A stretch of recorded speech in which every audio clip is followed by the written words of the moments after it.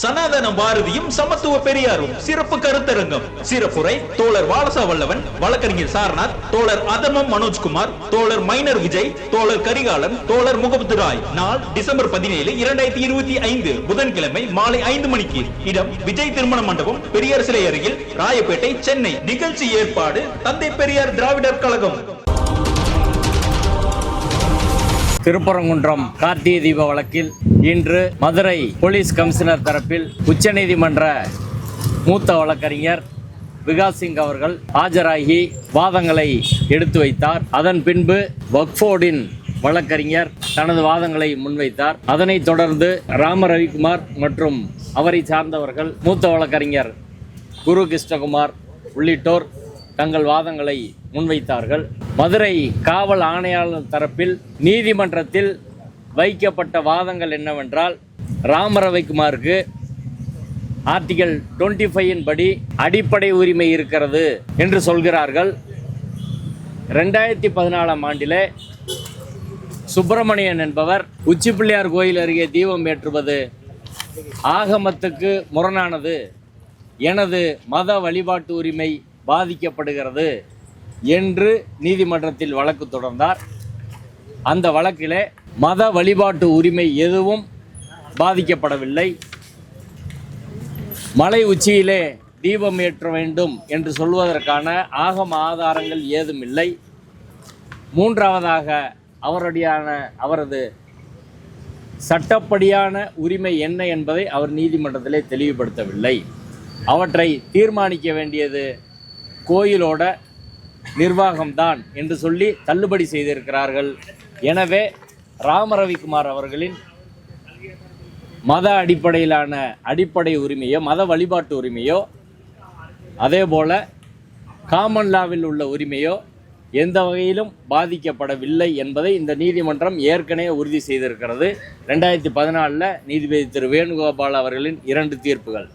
அதற்கு பிறகு அதுக்கு மேலே அப்பீல் போது அந்த 2 அப்பீலில் நீதிபதிகள் திரு MM சுந்தரேஷ் சதீஷ்குமார் அமர்வும் அதை உறுதி செய்திருக்கிறார்கள். நீதிபதிகள் திரு கல்யாண சுந்தரம் பவானி சுப்பராயன் அமர்வும் அதை உறுதி செய்திருக்கிறார்கள். எனவே அந்த தீர்ப்பு இறுதியானது. அந்த தீர்ப்பின்படி யாருக்கும் மத வழிபாட்டு உரிமை பாதிக்கப்படவில்லை என்பதை சொல்லியிருக்கிற போது திரும்ப அதே கோரிக்கையை ஒருவர் வைத்து வர முடியாது என்பதை உச்சநீதிமன்ற மூத்த வழக்கறிஞர் முதல் வாதமாக முன்வைத்தார்.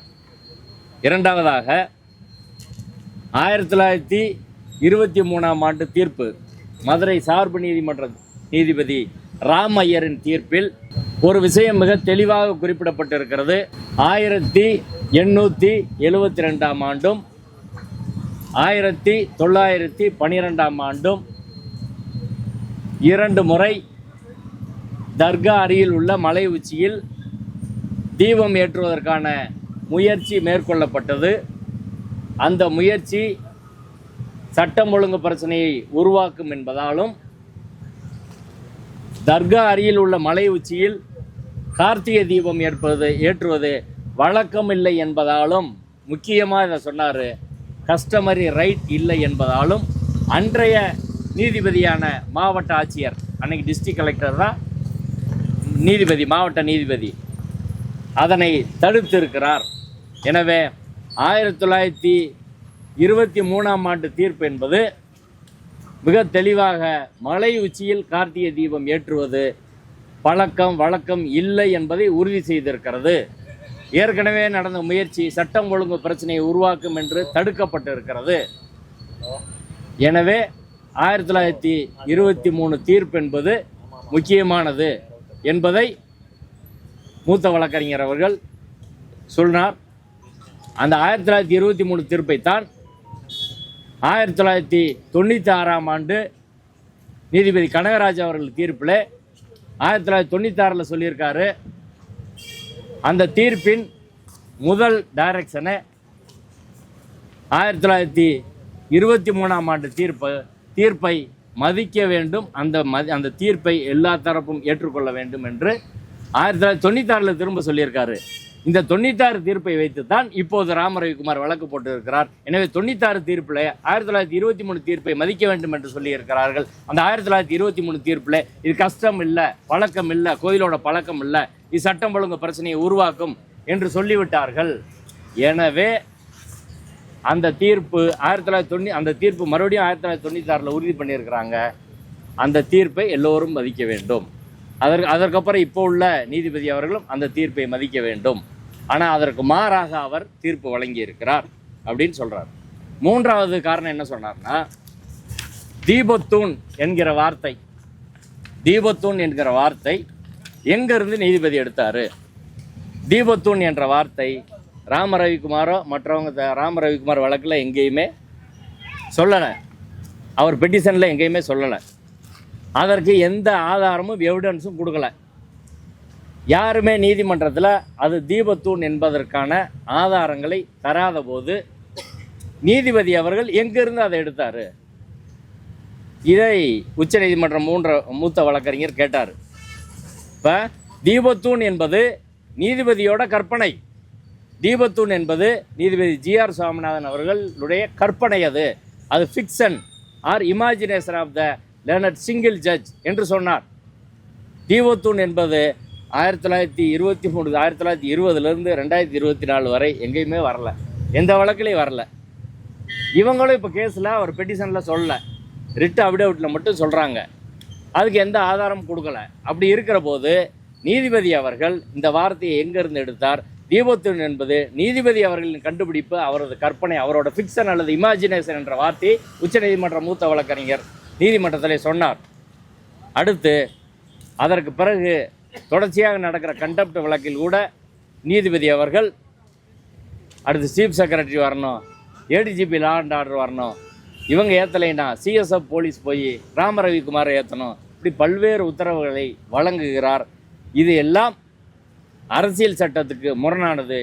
நீதிபதிகளும் சட்டத்துக்கு உட்பட்டவர்கள்தான், நீதிபதிகளும் அரசியல் சட்டத்துக்கு உட்பட்டவர்கள்தான்.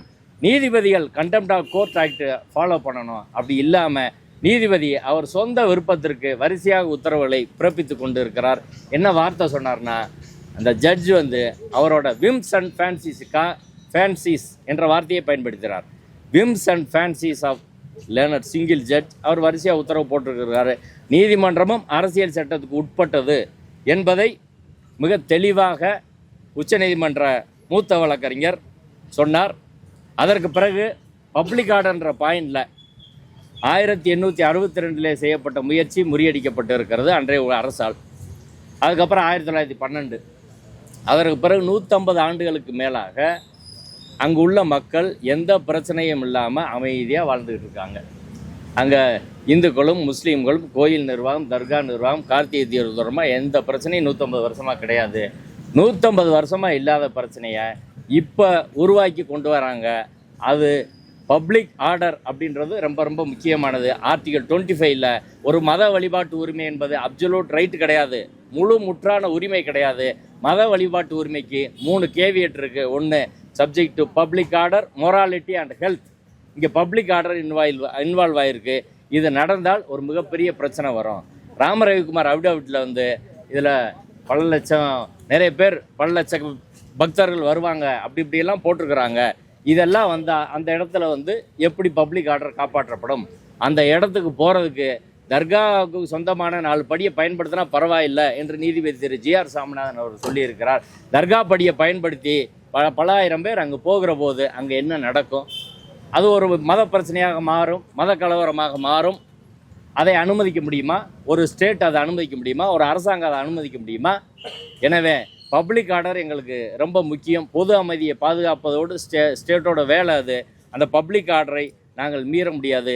நீதிபதி என்பவர் பப்ளிக் ஆர்டருக்கு தான் இருக்க முடியாது, டிஸார்டரை உருவாக்கக்கூடாது. நீதிபதி அவர்கள் டிஸார்டரை உருவாக்கக்கூடாது, பப்ளிக்கில் பிரச்சனையை உண்டு வர்ற மாதிரியான உத்தரவுகளை பிறப்பிக்கக்கூடாது. நீதிபதி அவர்களுக்கு விருப்பமெனில் அவர் வேணால் அரசியலில் சேர்ந்து அந்த வேலைகளை செய்யலாம். ஆனால் ஒரு நீதிபதி என்பவர் அரசியல் சட்டத்துக்கு கட்டுப்பட்டவர் அப்படின்ற வார்த்தையை அவர் சொன்னார். இவங்க தரப்பில் ஆட்சேபனை பண்ணாங்க. நீதிபதி அவர் முக்கியமாக என்ன சொன்னார்னா, நீதிபதி GR சாமிநாதன் அவர்கள் அரசியல் சட்டத்தின் மீது உறுதிமொழி எடுத்தவர். அந்த அரசியல் சட்ட உறுதிமொழியை மீறி டிஸார்டரை உண்டு பண்ணியிருக்காரு இந்த தீர்ப்பின் மூலமாக. பப்ளிக் ஆர்டருக்கு பாதுகாக்க வேண்டிய நீதிபதி பப்ளிக் டிஸார்டரை உருவாக்கி இருக்கிறார். இது துரதிர்ஷ்டவசமானது. இதை எந்த நீதிபதியும் செய்யக்கூடாது என்று உச்சநீதிமன்ற மூத்த வழக்கறிஞர் அவர்கள் சொன்னார். அடுத்து, நாடு முழுவதும் இது போன்ற பிரச்சனைகள், மத ரீதியாக இப்படி உருவாக்குற பிரச்சனைகள் நடந்துக்கிட்டு இருக்கு. அதனால் இதை செய்யக்கூடாது. அந்த வழியில் போனால் நிச்சயம் சிக்கல் வரும். இன்னொரு மாற்று மத வழிபாட்டு தலத்தை எல்லோரும் மதிக்க வேண்டும். படிகள் முஸ்லீமுக்கு சொந்தமானது அப்படின்னு சொன்ன பிறகு அதை பயன்படுத்துறதுக்கு ஒரு நீதிபதி எப்படி சொல்ல முடியும்? அந்த வழியாக போய் பயன்படுத்துகிறத அனுமதிக்க முடியாது. ஆனால் நீதிபதி அதை பயன்படுத்தலான்னு சொல்கிறாரு. அதை ஏற்க முடியாது. அடுத்து, காவல் ஆணையர் தரப்பில் முன்வைக்கப்பட்ட முக்கியமான வாதங்கள் இதான். அடுத்து, வக்ஃபோர்டு தரப்பில் முன்வைக்கப்பட்ட வாதங்கள், அந்த இடம், இவங்க சொல்கிறாங்களே அந்த தூண், அந்த ஸ்டோன் பில்லர், கிரானைட் ஸ்டோன் அல்லது சர்வேக்கல் அல்லது தீபத்தூண், இப்படி பல்வேறு வார்த்தைகளால் அழைக்கப்படும் அந்த தூண் என்பது தர்காவுக்கு சொந்தமான சொத்து என்று சிவில் நீதிமன்றம் 1923 சொல்லியிருக்கு. நீதிபதி அவர்கள் அதை தவறாக இன்டர்பிரட் பண்ணி சொல்லியிருக்கிறாரு. தர்கா, நெல்லித்தோப்பு, அதில் உள்ள மண்டபம், கொடிமரம், அந்த தர்கா அமைந்திருக்கக்கூடிய மொத்த மலைப்பகுதியும் தர்கா நிர்வாகத்துக்கு சொந்தம் என்று 1923 தீர்ப்பு இருக்கிறது. அந்த மொத்த மலைப்பகுதியில் இந்த கொடிமரத்துக்கு அருகில்தான் இவர்கள் சொல்லக்கூடிய தூண் வருகிறது. எனவே அந்த தூண் என்பது எங்கள் இடத்தில் இருக்கிறது. வக்ஃபோர்டுக்கு சொந்தமான இடத்துல, தர்காவுக்கு சொந்தமான இடத்துல அந்த தூண் இருக்கு. அந்த தூணில் தீபமேற்ற சொல்லி நீதிபதி எப்படி சொல்ல முடியும்?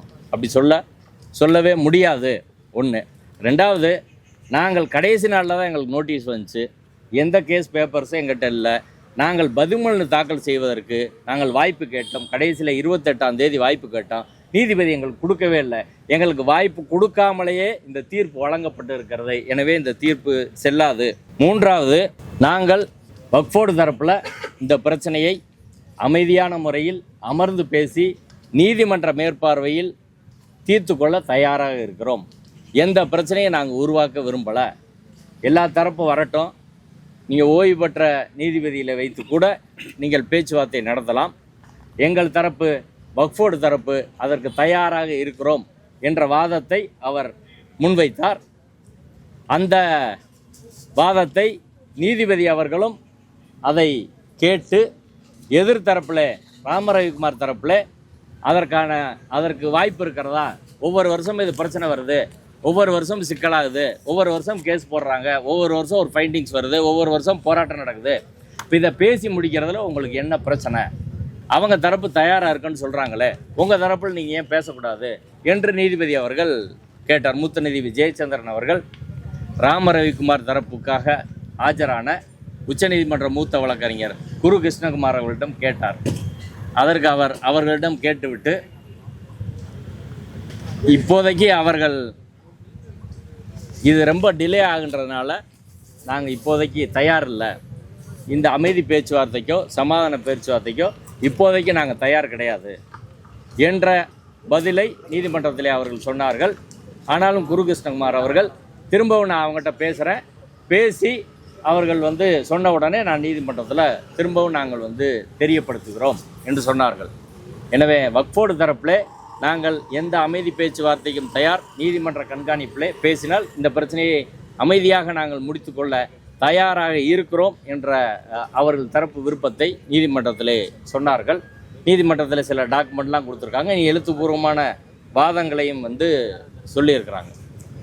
அதுக்கு பிறகு அவர்கள் தரப்பில் வைக்கப்பட்ட வாதங்களில் முக்கியமாக என்ன சொன்னாங்கன்னா, டெம்பிள் போர்டு இருக்குது, டெம்பிள் போர்டு தான் அதை முடிவு பண்ணணும், ஈஓ எப்படி முடிவு பண்ண முடியும் அப்படின்ற வாதத்தை அவர்கள் முன்வைத்தார்கள். ரெண்டாவது, ஒரு அல்டர்னேட் ரெமடி அப்படின்றது ஏற்கனவே 1996 தீர்ப்பு சொன்ன பிறகு ஒரு மாற்று ரெமடிக்கு போக வேண்டியதில்லை, 1996 தீர்ப்பின்படி எங்களுக்கு அமல்படுத்தினா போதுமானது என்று சொன்னார்கள்.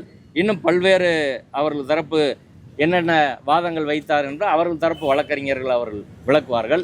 நீதிமன்றத்தில் அவங்க ஒரு முக்கியமான ஒரு நீதிபதி அவர்கள் சில கேள்விகள் கேட்டார். இப்போ தர்கா இடத்துல இருந்தா, தர்கா காம்பவுண்டில் இருந்தா, இதுக்கு நீங்கள் சொல்லுங்கள். அவங்க தரப்பு, தர்கா தரப்பு என்ன சொல்கிறாங்கன்னா, இந்த 1996 தீர்ப்பின்படி 15 மீட்டர் தள்ளி ஏற்றணும் அப்படின்னா 15 மீட்டர் எங்கே தொடங்குது அப்படின்ற கேள்வி தர்கா தரப்பில் எழுப்பப்பட்டது.